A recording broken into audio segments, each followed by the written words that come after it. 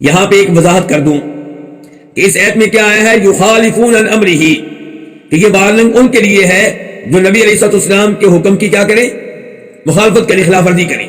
اچھا، یخالفون کے بعد کون سا لفظ ہے دیکھیں ذرا، ہن۔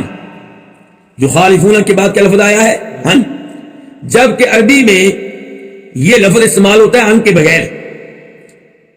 کہا جائے گا کہ انہو خالف امر النبی صلی اللہ علیہ وسلم، اس آدمی نے اللہ کے نبی کے حکم کی خلاف ورزی کی ہے، مخالفت کی ہے، یعنی کہ خالفہ کے بعد عن لانے کی ضرورت نہیں ہے۔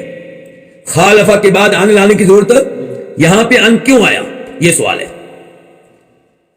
جواب یہ ہے، یہاں پہ عن آیا ہے تاکہ لفظ یخالفون میں لفظ عارضہ کا معنی بھی پیدا ہو جائے، کیونکہ عارضہ کے بعد عن آیا کرتا ہے۔ اس کو کہتے ہیں تضمین، ایک فعل ہے اس کے بعد ایسا حرف لایا جائے، ان، فی، لام وغیرہ، جو اس کے بعد نہیں آیا کرتا۔ تو لانے کا مقصد یہ ہوتا ہے کہ اس فعل میں کسی ایسے فعل کا معنی بھی پیدا کر دیا جائے جس کے بعد وہ حرف آیا کرتا ہے۔ تو یہاں پہ ان لا کے یخالفون میں عارضہ کا معنی پیدا کر دیا گیا ہے، کیونکہ عارضہ کے بعد ان آیا کرتا ہے۔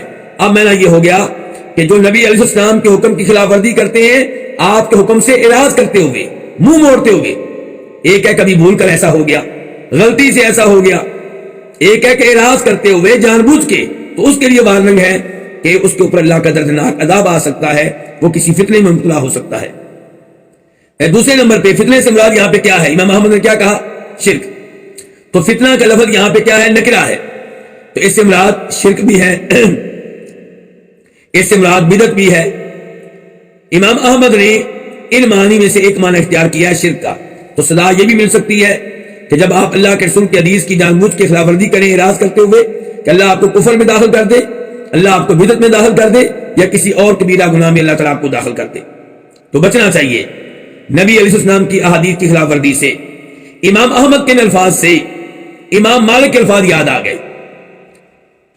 کن کے الفاظ یاد آ گئے، امام مالک کے۔ وہ کیسے ہیں کہ امام مالک کے پاس ایک آدمی آیا، کہنے لگا، امام صاحب، من این احرم، میں کہاں سے احرام باندھوں، کہاں سے عمرے یا حج کی نیت کروں؟ امام مالک نے کہا، من حیث احرم رسول اللہ صلی اللہ علیہ وسلم، تم وہاں سے احرام باندھو جہاں سے اللہ کے رسول نے احرام باندھا صلی اللہ علیہ وسلم۔ مراد کیا ہے، میقات سے۔ کون سا میقات؟ میقات ذی الحلیفہ، مدینہ والوں کا میقات ذی الحلیفہ ہے۔ وہ آدمی آگے سے کہتا ہے کہ اس میں کیا حرج ہے کہ اگر میں پہلے ہی احرام باندھ لوں، پہلے ہی نیت کر لوں، پہلے عمرے میں داخل ہو جاؤں، یعنی کہ مسجد نبوی سے۔ مراد یہ ہے کہ مسجد نبوی افضل ہے کس سے، میقات سے۔ تو کیا خیال ہے کہ اگر میں مسجد نبوی سے احرام باندھ لوں؟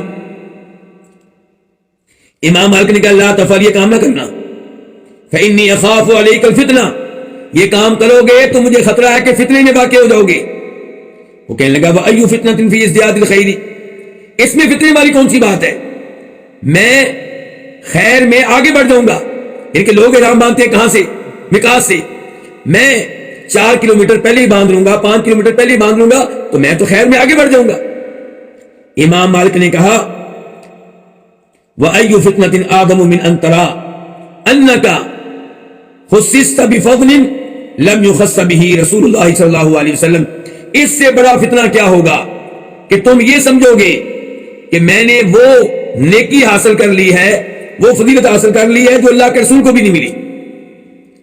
یعنی کہ اللہ کے رسول نے مسجد نبوی کی بجائے کہاں سے احرام باندھا، میقات سے، میں نے 4-5 کلومیٹر پہلے ہی باندھ لیا، مجھے زیادہ ثواب ملے گا۔ تو یہ سوچ ہی فتنہ ہے، یہ سوچ ہی خطرناک ہے کہ میں اللہ کے رسول سے آگے نکل گیا۔ تو آپ اندازہ کریں ہمارے پرانے امام دین کے معاملے میں کتنی احتیاط کرنے والے تھے، اور آج لوگ بدعات کا ارتکاب کرتے ہیں اور نیکی سمجھتے ہیں۔ وہی بات امام مالک نے کہی ہے۔ عید میلاد النبی منانے والے ہمارے بھائی صلی اللہ علیہ وسلم کیا سمجھتے ہیں؟ وہ سمجھتے ہیں ہم محبت کر رہے ہیں، وہ کہتے ہیں ہم اللہ کے رسول کے قریب ہو رہے ہیں، وہ سمجھتے ہیں ہم اللہ کو راضی کر رہے ہیں۔ حالانکہ بدعات کے ذریعے اللہ کو ناراض تو کیا جا سکتا ہے، راضی نہیں کر سکتے آپ۔ دین میں اضافہ کرنا، دین میں نئی چیزیں داخل کر دینا اور یہ سمجھنا کہ میں نیکی کر رہا ہوں، یہیں سے مجھے ایک اور امام کے الفاظ یاد آ گئے کہ ایک شخص مسجد میں آیا، فجر کی اذان ہو چکی ہے، 2 رکعتیں پڑھی. اچھا، فجر کی اذان کے بعد فرض نماز سے پہلے کتنی رکعتیں پڑھ سکتے ہیں؟ 2 ہی بس. سنتے ہیں، اگر گھر میں سنتے پڑھتے آئے ہیں تو ٹھیک ہے، مسجد میں تحیۃ المسجد پڑھ لیں آپ، لیکن مزید نفل پڑھنے کی اجازت نہیں ہے. وہ آدمی 2 رکعتیں پڑھ کے سلام پھر کے پھر نماز پڑھ رہے. تو ایک تابعی نے، ایک بڑے امام نے اس کو ڈانٹا اور کہا یہ تم کیا کر رہے ہو؟ تو وہ آدمی آگے سے کیا کہتا ہے، سنیے گا ذرا دھیان سے. وہ کہتا ہے آپ کیا سمجھتے ہیں کہ اللہ مجھے عذاب دے گا ان نوافل کے پڑھنے پہ، یہ نماز پڑھنے پہ؟ اب وہ آدمی کیا سمجھتا ہے، میں تو نیکی کرنا. تو وہ امام سب کہتے ہیں اللہ تمہیں نماز پڑھنے پہ عذاب نہیں دے گا، اللہ تعالیٰ تمہیں سنت کی خلاف ورزی پہ، اللہ کے رسول کا طریقہ ترک کر دینے پہ سزا دے گا صلی اللہ علیہ وسلم. تو یہ ہے اطاعت اللہ کے رسول کی، کہ اللہ کے رسول کی اطاعت کی جائے ہر معاملے میں.